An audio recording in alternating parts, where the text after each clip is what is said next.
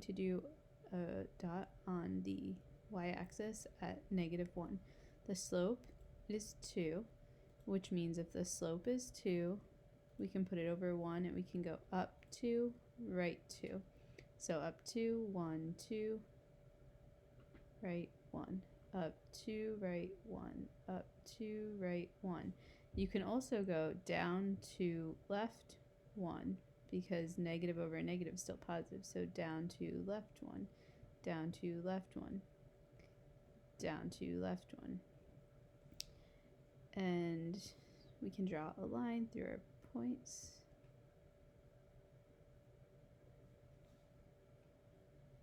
Now for the bottom one, we see that our y-intercept is at -7, so that's right here. Notice our scale, we're counting by ones, and if our slope is -4, -4 over 1, we can go down 4, right 1. Or we can go up 4, left 1. So up 4, left 1. 1, 2, 3, 4. 1, 2, 3, 4. 1, 2, 3, 4. Okay. And this, oops, looks good. Our line is falling, and that makes sense because we have a negative slope. And it looks like our lines cross here. It looks like there's one intersection at 1, -3. Now if I look at that ordered pair, the x value is -1, the y value is -3. So we're going to say one solution, -1, comma, -3. This ordered pair is where our lines cross. So the ordered pair is where our lines cross intersect. Let's try the next one. So for the next one,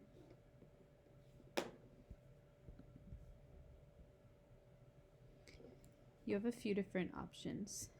For the bottom equation, you already have y equals mx plus b. For the top one, you could isolate y, or you could plot the x and the y intercepts. So I'm going to plot the x and the y intercepts for this top one because it's in standard form.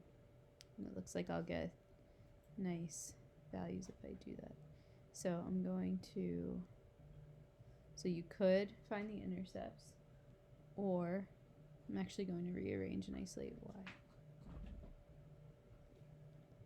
So I can subtract 18x from both sides. -3y is equal to -18x and a +21. We can divide all three terms by -3. So we'd have y equals 6x minus 7. So here's the top equation rewritten. So my y-intercept is -7. My slope is positive, so we know our line's rising. And we could do 6 over 1, up 6, right 1, or you could go down 6, left 1. You're just going to get different points, but all on the same line. So up 6, right 1. 1, 2, 3, 4, 5, 6, right 1. 1, 2, 3, 4, 5, 6, right 1. And this looks good. Our slope is +6, our line is rising. Now let's do the bottom. It also says our y-intercept is -7. The slope is 6. So up 6, right 1. Up 6, right 1. Oh, what do you know? This is the same equation written 2 times. And if you look, the blue and the red line are the same. So every point on this line is a solution. So that's why we say many solutions. Again, it's the same equation written 2 times, and it was kind of hard to notice in the beginning because they both weren't in y equals mx plus b or slope-intercept form. Now let's move on to the next one. So if we look at number 3, let's first graph our top equation. So we know the y-intercept is 4. So we'll do a dot here on the y-axis at 4. Our slope is 6. So we'll go up 6, right 1, or we can go down 6, left 1. I'm going to go down 6, left 1. 1, 2, 3, 4, 5, 6, left 1. 1, 2, 3, 4, 5, 6, left 1. We'll draw our line through the dots. Now this bottom one, let's isolate y. So we'll subtract 6x from both sides. So we have negative y is equal to negative 6x and 1. Divide all three terms by negative 1. So we have y equals negative 6x minus 1. Our y-intercept is negative 1. Our slope is negative 6. So we're going to go down 6, right 1. Down 6, right 1. Oh, actually our slope is positive 6, right? Negative over negative was positive. So we're going to have a y-intercept of negative 1. We're going to go up 6, right 1. 1, 2, 3, 4, 5, 6, right 1. 1, 2, 3, 4. So if you look, we have, it's hard to draw them right nice and straight, but we have parallel lines, right? So because we have parallel lines, they don't cross, they don't intersect.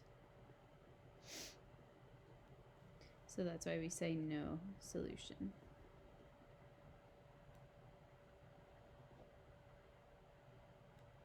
Let's go into the next page.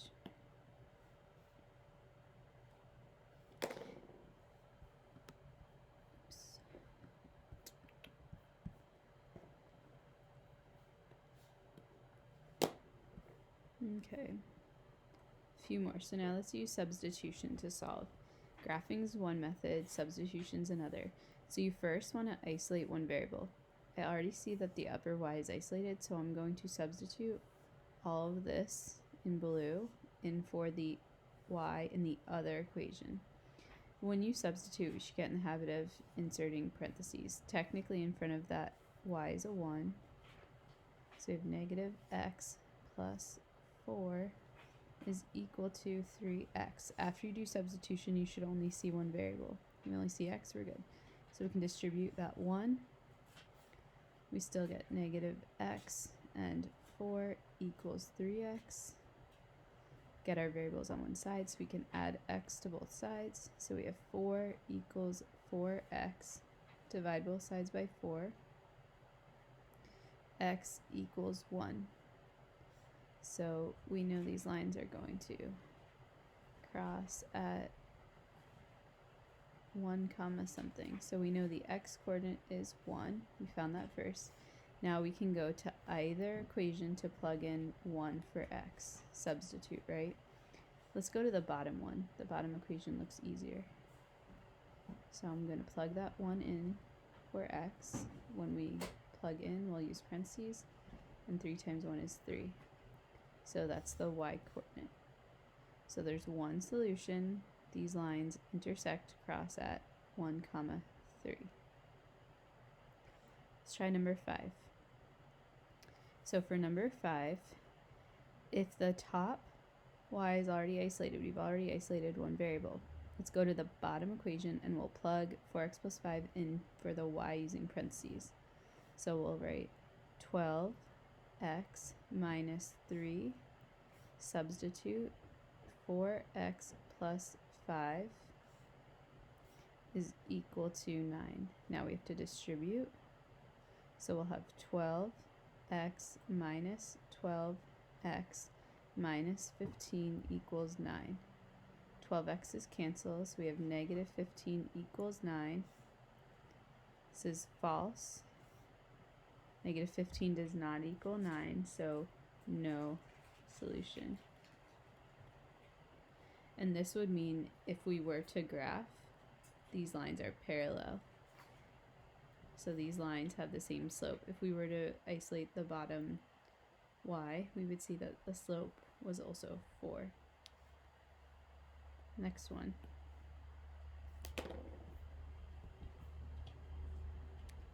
So number 6.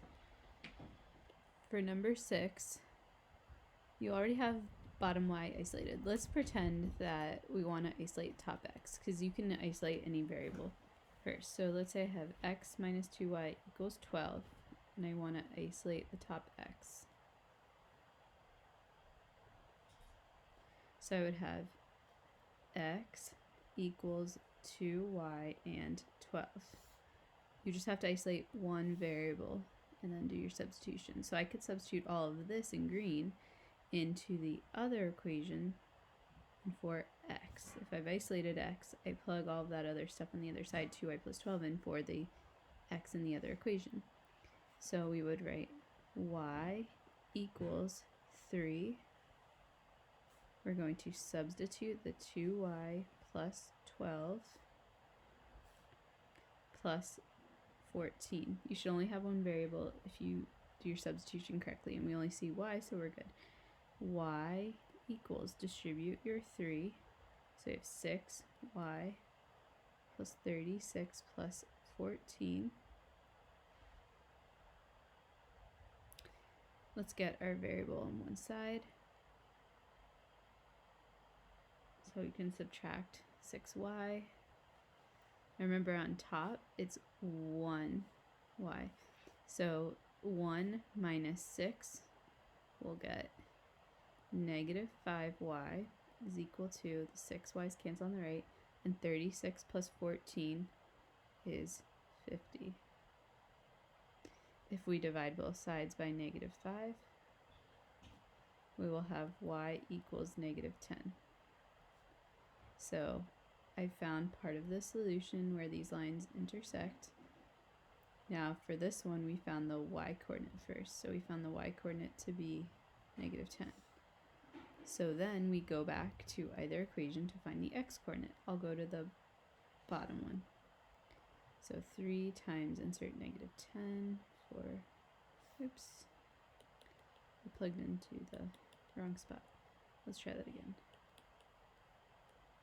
Okay, so I'm going to plug in negative 10 for y. So negative 10 is equal to 3x plus 14. Isolate x, so subtract 14 from both sides. So we have negative 24 is equal to 3x divided by 3. X equals negative 8. So negative 8 is the x-coordinate. So just be careful when you're writing your solution, what variable did you isolate first? Next one, variables isolated. So we're going to substitute that expression in for the bottom y. So we'll have 2 times the quantity, 3x plus 8,